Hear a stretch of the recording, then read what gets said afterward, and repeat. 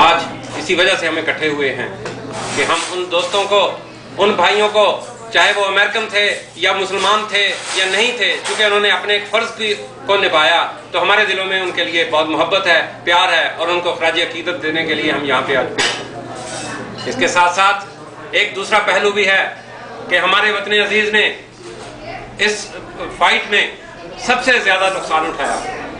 ہمارے ملک کے لوگوں نے بہت زیادہ جانیں دی، ہماری مادر وطن کے سپاہیوں نے، ہمارے مادر وطن کے فوجیوں نے، ہمارے مادر وطن میں بہت سارے انوسنٹ لوگوں نے اپنی جانیں دی، لیکن یہ وہ جانیں ہیں جو پوری دنیا میں ان ایکنالج اور بغیر نوٹس کے جو ہیں وہ گزرے جا رہی ہیں۔ نہ اس پہ کوئی میڈیا توجہ دے رہا ہے، اور نہ جن لوگوں کے لیے جانیں دی جا رہی ہیں وہ ان کو ایکنالج کرتے ہیں، چاہے ہم تعداد میں آج بہت کم ہیں، لیکن ہمارا یہ فرض ہے کہ آج ہم یہ اس بات کو ایکنالج کریں کہ ہمارے وہ بھائی جو پاکستان میں، ہمارے وہ فوجی جو پاکستان میں اس جنگ میں شہید ہوئے ہیں، ہمارے دل میں ان کے لیے بھی اتنا ہی عزت اور احترام ہے، اور ان کو بھی ہم اسی نظر سے دیکھتے ہیں۔ اس لیے آج ہم یہ اکٹھے ہوئے ہیں اور ہم اپنے ان بھائیوں کو، ان پاکستانی فوجیوں کو سلام کرتے ہیں جو اس ٹیررزم کی وار میں اپنی جان سے ہاتھ دھو بیٹھے۔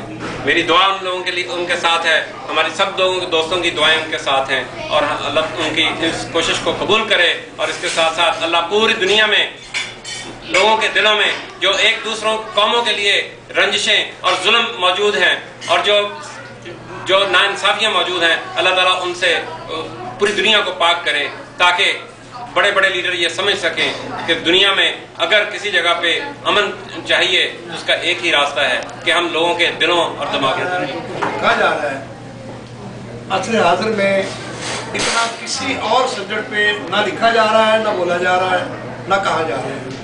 یہ اتنی اہمیت اختیار کر گیا ہے دہشت گردی کا جو مسئلہ ہے، جس کی ابتدا 9/11 سے ہوئی۔ 2700 لوگ جو اب اپنے کاروبار زندگی کے لیے دفتر گئے تھے لقمہ اجل ہو گئے دہشت گردوں کے ناپاک ارادوں سے۔ یہ مسئلہ دہشت گردی کا اب کوئی امریکہ، پاکستان، عراق یا افغانستان کا نہیں رہا، اب ایک عالمی مسئلہ ہے۔ اس کو نمٹنے کے لیے جو بھی عالمی کوششیں ہو رہی ہیں میری سمجھ کے مطابق وہ کافی نہیں ہے۔ بہت سارے معاملات پہ اختلاف رائے ہے۔ میری ایک ٹھوس رائے ہے جس کا میں آج پہلی دفعہ اظہار کر رہا ہوں، اس پہ بڑا میں سوچتا رہا ہوں کہ دہشت گردی جو ہے اب یہ کچھ سال رہنے کے لیے آئی ہے، یہ کوئی کل پرسوں 2-3 سال کے بعد ختم نہیں ہونے والی نظر آتی ہے ہمیں۔ تو میری ناقص رائے میں اب جب اس نے رہنا ہے کچھ عرصہ تو کیوں نہ اس کو کالجوں یونیورسٹیوں میں ایک مضمون کے طور پہ پڑھایا جائے، تاکہ ہماری آنے والی نسلیں اس خطرناک قسم کے منصوبوں کا نوانسز کو سمجھ جائیں اور ان سے نمٹنے کے لیے کچھ تھوڑا تیاری کریں اور کچھ کو سمجھیں کہ اس سے کیسے نپٹا جا سکتا ہے۔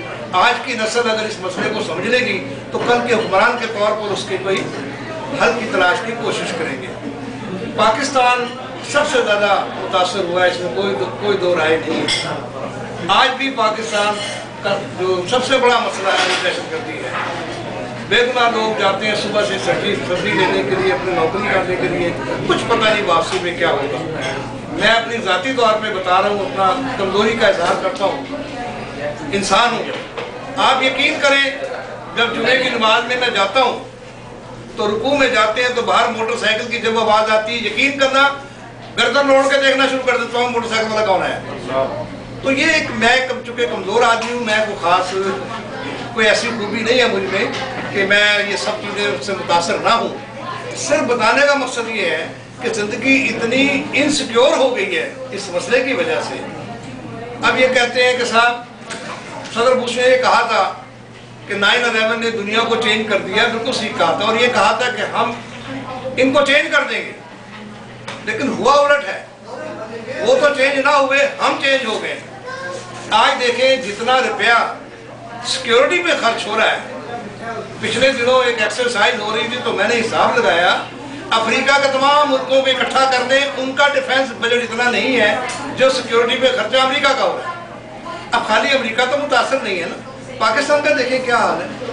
پاکستان کے ڈیفنس بجٹ کا کتنا بڑا حصہ اسی کے اوپر خرچ ہو رہا ہے۔ अफगानिस्तान में $4 बिलियन खर्च हो रहे हैं, जिनका कभी इतनी बड़ी रकम का अफगानिस्तान ने कभी ख्वाब नहीं देखा, सिर्फ सिक्योरिटी पे खर्च हो रहे हैं। इराक में आप देखें, सऊदी अरब में देखें, मिडल ईस्ट में देखें, जापान तक आप चले गए, जापान में देखें एयरपोर्टों का क्या हाल है। तो दुनिया वाकई लोगों ने बदल दी है।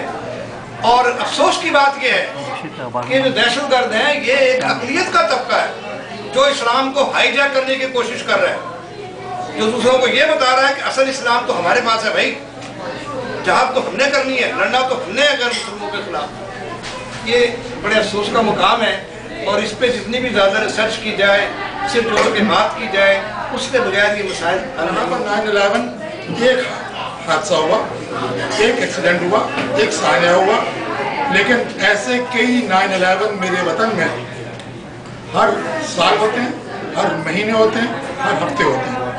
अब उसमें इतनी बड़ी बिल्डिंगें नहीं गिरती, लेकिन इससे बड़े ख़ानदान गिर जाते हैं। पाकिस्तान में 9/11 का सबसे ज़्यादा असर इस तरह भी हुआ कि वहाँ पे एक आम आदमी की ज़िंदगी मुतासर हुई, एक आम आदमी की ज़िंदगी पे उसका बहुत बड़ा असर पड़ा, उसकी ज़िंदगी तब्दील हो गई। बड़े लोगों की ज़िंदगियों में तब्दीलियाँ आती हैं।